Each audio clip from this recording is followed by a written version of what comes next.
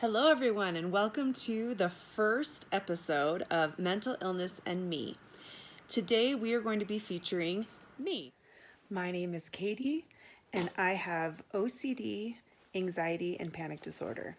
I hope that we can together share our experiences to help strengthen each other, to raise awareness, and to end the stigma that surrounds mental illness.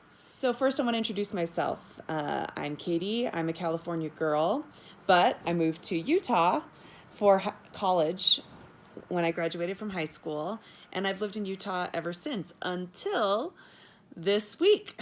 I moved to Wyoming, sort of. I'm half in Utah, half in Wyoming, but I'm working remotely from home in Wyoming with my new husband. I just got married this week. So I will be permanently a Wyoming resident starting in the summertime. A little bit about some of my interests. I am a choir teacher. I love music. I love education. I love singing. I love scrapbooking. I'm in a card making group, which brings me a lot of joy and relieves a lot of stress. I also love to do puzzles. I love to read. I love to write. I love doing the Joyous Life, Healthy Life Instagram with my sisters. I love talking about mental health and advocating for it. I first realized that there were some issues. I always knew that there was something a little bit different in the way that my brain thought as I was growing up. I would be obsessed with being honest. And when I was at school, if I was given a reading assignment, I felt like I had to read and internalize every single word in order for it to count, in order to honestly say that I did the homework. And so my mind would wander a lot. And anytime my mind would wander, I would have to go back and reread whatever I had just read, just so that I could make sure that I had really understood every word, internalized it, and done the assignment correctly. So it made assigned reading pretty miserable for me. I was in my old ratty car that was my student car, basically, that I had up with me my freshman year at BYU. I was in a parking spot at the dorms, and I was pulling out of the parking spot, and I thought, my music was on, but I thought, I think I heard a scratching sound. And so then I became obsessed with that. I thought, well, what if I scraped the car next to me? And I couldn't live with it. I couldn't let it go. So anyway, I decided, well, let me recreate what just happened so I can know for sure if I hit it or not. So I'm going to pull back into the parking spot, and I'm going to try to back out again exactly the way that I just backed out and see if I scratched the car. So I did it. And this time I really did hit the car. The certainty that it created that yes, I did hit the car and it removed the anxiety of wondering was better for me than it felt better than not knowing. So I left a note on the car and drove away, and my anxiety was relieved. They never called me on it because it wasn't that big of a deal either time, I guess.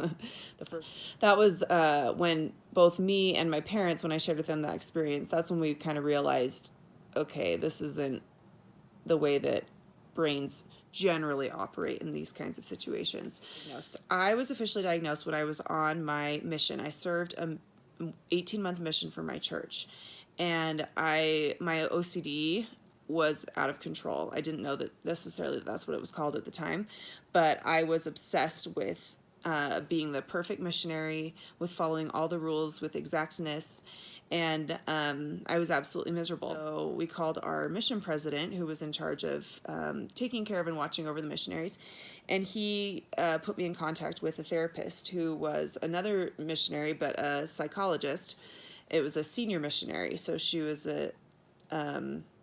probably in her 50s, 60s, and she was based in Sao Paulo, Brazil, and she would call me. Anyway, she's the one who first diagnosed me with OCD and suggested that I take medication, which I refused to do because stigma.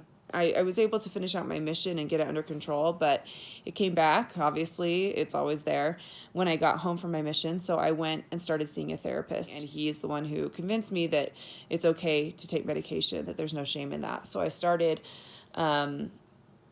fluoxetine, which is generic Prozac, And I took that for about 10 years. The medication started to wear off, and I could feel it wearing off, but I didn't want to go through the process of switching medications because it can be a long process as you figure out your correct dosage and whether or not the side effects are too much for you. And I was in the middle of teaching. And then late in the school year, around April, I had my first panic attack, and it was a terrifying experience. But it also led me to the OCD and Anxiety Treatment Center in Bountiful. And that is where I started learning about OCD with specialists. Going to therapy before that was always good. It was good to talk it through.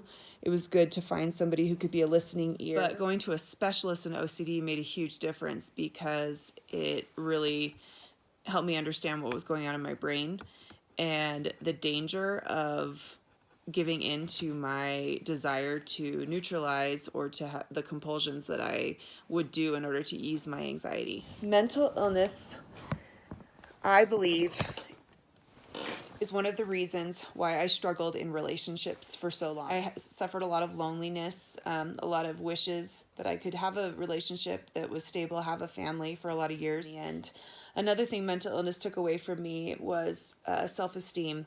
I sought perfection in so many ways that I felt like I was never good enough. And if I wasn't perfect, there was no value in anything that I was doing. In terms of support from family and friends, the most effective thing is just listening and being sympathetic. Or as they told us in the clinic, I see you, I hear you, I care. Just saying those three things in some form or other makes a huge, huge difference. Trying to say, oh, everybody feels that way. It's not so bad. You're not weird. Or saying, oh, you are wonderful. You do valuable things. And trying to sort of reassure me, those kinds of things are not effective and they sort of feed the monster. I wish others, including myself sometimes, understood that a mental illness is a physical illness. I don't understand it exactly. I don't know that anybody does. Mental illness is not something that we can control. And many of us who suffer with mental illness, it's a genetic condition. We have lots of family members in our family line who suffer with the same thing. And I also wish people understood that taking medication is not a weakness. Okay, as far as COVID-19 goes and how it has affected my mental health, I started having panic attacks again. And I think it was a combination of a lot of things that have to do with the COVID-19 outbreak. All of the pressure and stress of trying to navigate through all of these life changes that happened all at once so suddenly caused me to have some major panic attacks that have been very, very scary. There's nothing worse. It feels like hell, what I imagine hell feels like. I have had to take some heavier medication that I don't usually take. It's only there for emergencies.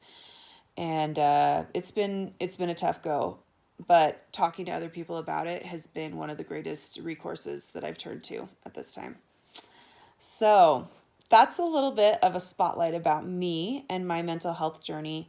I hope you enjoyed it, and I'm so excited to spotlight somebody new 1 week from today on Mental Health Monday. This is me signing off with Mental Health and Me.